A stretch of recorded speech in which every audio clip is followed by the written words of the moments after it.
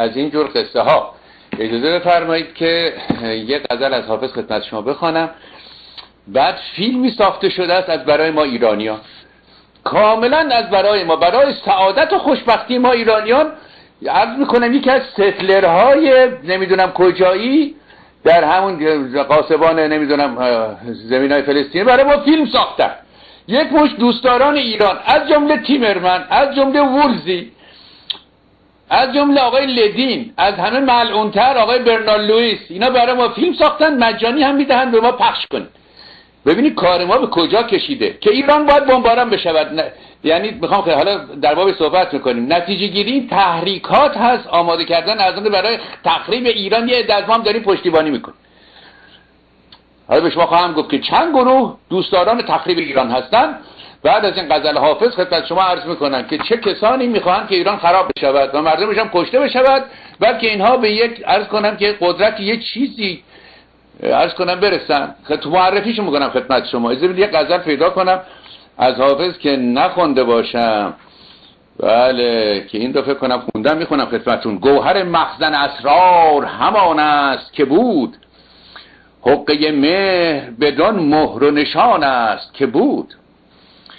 عاشقان زمره ارباب امانت باشند، لاجرم چشم گوهربار همان است که بود. این گوهر اشک امانت بوده از پیش عاشقان. به به، عجب تعبیر زیبایی است. عاشقان زمره ارباب امانت باشند، لاجرم چشم گوهربار همان است که بود. از صبا پرس که ما را همه شب تا دم صبح، بوی زلف تو همان مونس جان است که بود. طالب لعل و گوهر نیست وگرنه خورشید، همچنان در عمل معدن و کان است که بود. کشته غمزه خود را به زیارت دریاب، زن که بیچاره همان دلنگران است که بود. رنگ خون دل ما را که نهان می‌داری، همچنان در لب لعل تو عیان است که بود. زلف هندوی تو گفتم که دگر ره نزند، سالها رفت و بدون سیرت و سان است که بود. عجب غزل زیبایی بود از خواجه حافظ شیراز. عرض شود خدمت شما که بله ما آمریکا که آمدیم بعد از نمیدونم سال 1937 گویا فیلم برباد رفته ساخته شده بود، هنوز تا سال 74 روی تلویزیون نیامده بود. این همه سالها همواره روی سینماها باسی پول میدادیم نگاه میکردیم. بعد نمیدونم به قیمت چند میلیون دلار بعد از گذشت این همه سال عرض شود که تلویزیون ها اجازه یافتن فیلم برباد رفته رو نشان بدهند. آقای کلارک گیبل بازی میکرد و عرض کنن که اولیویا دو هاویلند اگر اشتباه نکنم باری. حالا فیلم ساختن برام، پولم خرج کردن، به ما مجانی میدن، پولم میدن که پخش کنیم. خیلی خوبه ها. ببین چقدر ما رو دوست دارن این عرض کنن نیوکانا و این آدم کشای دست راستی و عرض کنن که اون کسانی که دوستدار تخریب ایران هستن. در واقع عرض شود میخوام خدمت شما عرض کنم دشمنان ایران که میخواهند ایران تخریب بشود و ضعیف باشد و بیچاره بماند، اول دولت اسرائیل. فراموش نکنید دولت اسرائیل هم از مردم اسرائیل جدا کنیم. تصور نکنیم اگر ما سخن از مردم اسرائیل میکنیم سخن از دولت اسرائیل میکنیم یا بالعکس. نه، دولت اسرائیل نمیخواهد هیچ دولت قدرتمند در منطقه باشد.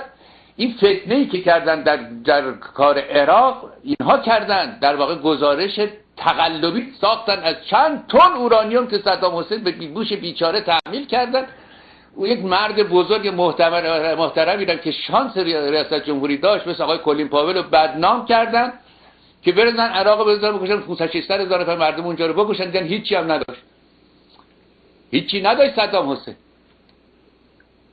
این دولت اسرائیله و عرض کنم که ثروت ها خرج میکنن، تبلیغات میکنن، لابی ها دارن، اینها در دانشگاه های بزرگ اینها نویسنده دارن برای که یه کاری بکنن که این ملتی که دارای ظرفیت ابرقدرت شدن یک جوری از میان بردارن.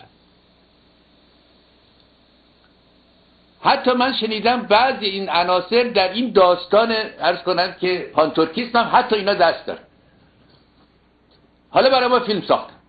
آقای تیمرمن اسمشون هم نگاه کنی همون متعلق به همون جاست. تیمرمن معلوم الحال الان 5-6 سالش که تبلیغ میکنه آقا چرا خراب نمیکنین این مملکت رو؟ ولی شما بکنید دل اینا به حال ما سوخته. از حقوق بشر هرگز اینا سخنی گفتن در ایران؟ منافع اسرائیل رو میخوان حفظ بکنن این دست راستی ها، همواره در باب ایران با تحقیر و توهین سخن میگن، همواره خلیج فارس و خلیج میگوین اینها، و اینا معلوم الحال هستن. عناصرشون رو ببینیم. آقای تیمرمن قبلا هم کتاب نوشته، مشهور این آقا. مایکل لدین، این دیگه گاو پیشانی سفید هست در ارتباط با مردم ایران و ایران. آقای وولزی رئیس سابق CIA، برنارد لوئیس ملعون که در سن 99 چند سالگی آمده بود طرح بالکانیزیشن آف ایران رو این داده بود، طرحش هم هنوز هست، برده کاخ سفید پیشنهاد داد آقا ایران رو به 8 کشور تقسیم کنیم شر کنده میشه. باز به نفع کی؟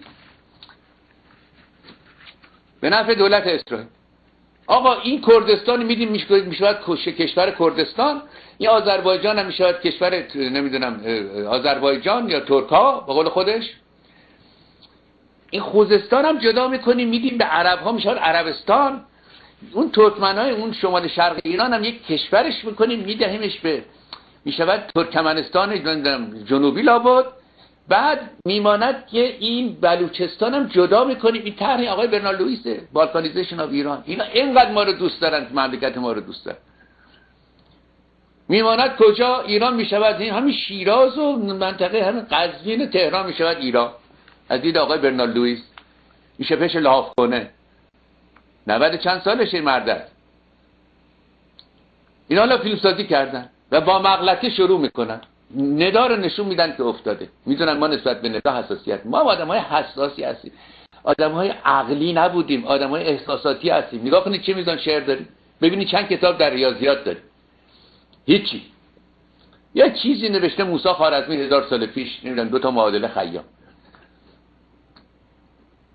ماشاءالله شاعر بزرگ، نمیدونم چند صد تا شاعر بزرگ، در 12000 شاعر کلاسیک. چون آدم احساس ما در واقع انسانیت رقیقی در وجود ما ایران است، فکر نمی کنیم میتوانیم احساسات ما رو تحقیق کنن، مملکتمون خیانت کنن.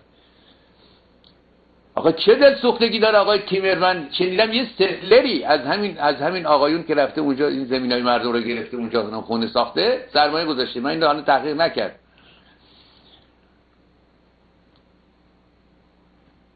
خود این ایرانیوم این در واقع شستشوی مغزیه، این یک توهین به مملکت ماست. یعنی اینکه شما هر کس بشنود ایران یورانیوم، یعنی این تشابه اسمی ایرانیوم با یورانیوم که هم اورانیوم باشه، این دانسته درست شده، این با شیطنت بوده، با تفکر بوده. ایرانیوم مثل یورانیوم.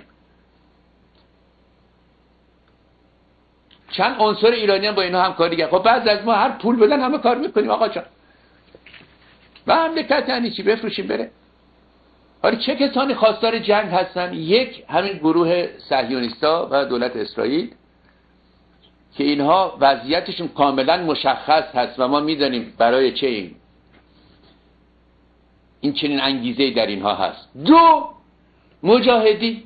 من متاسفم برای این بچه‌ها که یک روزی به صداقت و شجاعت بی‌نظیر بودن. نمیگم کارشون درست بود، اما امروز رفتن زیر عبای CIA جستجوگر جنگن، خبرکشی میکنن و عرض کنم که من متاسفم، واقعا خیلی خیلی متاسفم که ورشکستگی سیاسی این برادران ما به جای کشیده که آمدن زیر پرچم بیگانه برای مملکت خودشون جنگ میخوان. شاید در این جنگ یه چیزی گیر ما بیاد. تفنگچی هستیم دیگه، ولی آخه سنا هم که گذشته ماشاءالله دیگه. مجاهد یعنی 18 تا 22. دیگه مجاهد 180 ساله که مجاهد نیست، قوزش در آمده و ریشش سفید شد، دندوناش ریخته. چی رو میخوای بری کجا رو بگیری؟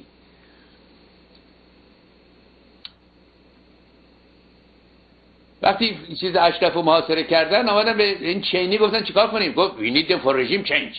ما اینا لازم داریم برای تغییر رژیم. از بام تا شام من شنیدم این برادران عزیز مهربان ما توی کنگره رفت آمد دارن اونجا با همون سبیلای مستطیل صدام حسینی دائم داریم آقا چرا جنگ نمی‌کنی؟ هم حمله کنید آقا، معطل چی هستی؟ یا که چیزی گیر ما بیاد. شما فکر می‌کنید که یه 10,000 تا عرب بیابانی آمدن مملکت ما رو برای چطور گرفت؟ بر اثر خیانت گرفتن. خب نگاه کنید ببینید چند باب در مورد باب آذربایجان خیانت شد، در باب شوشتر خیانت شد، در باب بخارا جاهای دیگه همه خائنین بین ما همواره بودن. 3 استبداد سابق. این استبداد سابق اگه بگن ایران زلزله شد از این 70 میلیون 65 میلیون مرد خوشحال میشه، میگه همین کوره کچلا نیستن که قدر اعلی حضرت ما رو ندانستن، خوشحال میشه. یک نماینده داشتن به نام ارتشبد اویسی ملعون و مطرود. این آقا رفته بود در پسرش میگو، پسرش آدرس میداد، درست 6 ساعت 7 ساعتی قبل از که صدام حمله کنه زنگ زد به منزل ما و همکلاسیش که یک خویشی با ما داشته، بچگی با هم بزرگ شده بودن، پدرش استوار بود، راننده نمیدونم اویسی بود و اینها، دور دور پدر ما رو میشناخت. اینها میگفت که این آقا میگفت تا 20 روز دیگه برمیگردیم ایران. بعد معلوم شد که اویسی دستن در کار این جنگ بوده. اجازه بدید بعداً برگردیم سر این داستان. بله این بالکانیزیشن آف ایرانه دیگه. بعد این جناب ارتشبد اویسی که نان مردم ایران رو خورده، سرباز بوده و 4 تا ستاره رو شانش بوده، شده بود فرمانده جنگ، در واقع تحریک کنه که حمله بکنن به ایران، یه چیزی گیریم بیاد. آقای ارتشبد تو چی میخواد دیگه گیرت بیاد؟ تو ارتشبد شدی رفتی دنبال کارت دیگه. اما پیروز نشدن. اینقدر این آدم ملعونی که خود ارتشی اسمش نمیبرن. شما هیچ موقع نمیشه ارتشبد اویسی. چند تا تانک داریم، تانک‌ها کجا هستن؟ چند تا سرباز داریم؟ تمام اطلاعات نظامی ایران رو این مرد خائن داد به صدام حسین.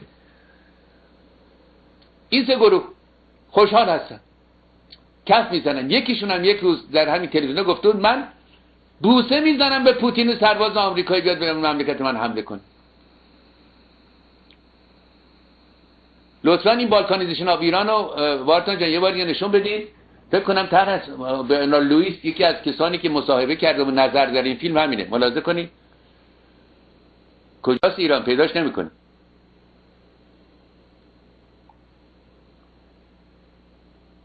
بله ممنونم از شما.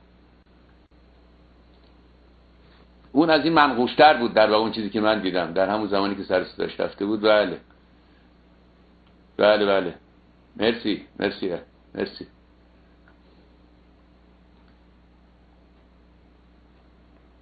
این از این فیلم. حالا یک برنامه دوست من دکتر منظوری برای من یه فیلمی چند دقیقه پیش فرستاد، تحلیل BBC کرده در باب این فیلم. لطفا وارتان جان مرحمت کن، بزرگواری کن، این فیلمشون ما رو به این چاهان نندازن، پشتیبانی نکنیم، آقا بایکوت کنیم.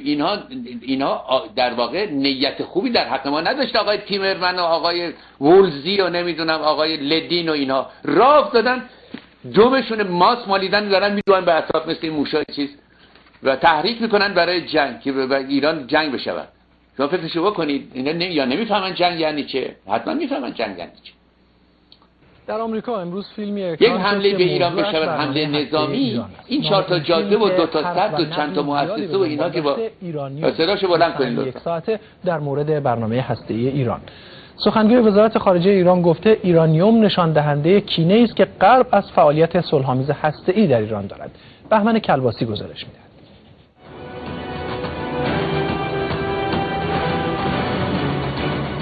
نام فیلم مستند ایرانیوم، ترکیبی از ایران و اورانیوم.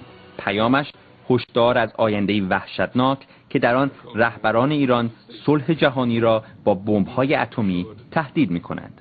کارگردان آلکس ترایمن، یک اسرائیلی ساکن شهرکی یهودی نشین در کرانه باختری. تولید کنندگان شرکتی به نام کلاریون که پیش از این فیلم اسلام رادیکال در جنگ با غرب را ساخته بود که به اسلام ستیزی متهم شد. کارشناسان فیلم شخصیت‌های مانند جان بولتون و کنت تیمرمن که به طرفداری از حمله نظامی آمریکا به ایران شهرت دارند. صدا شهره آقداشلو، ترکیبی که موجب اعتراض منتقدین در آستانه اکران این فیلم شده است. طبیعی ما هم نمیخوایم هیچ کشوری بمب اتم داشته باشه.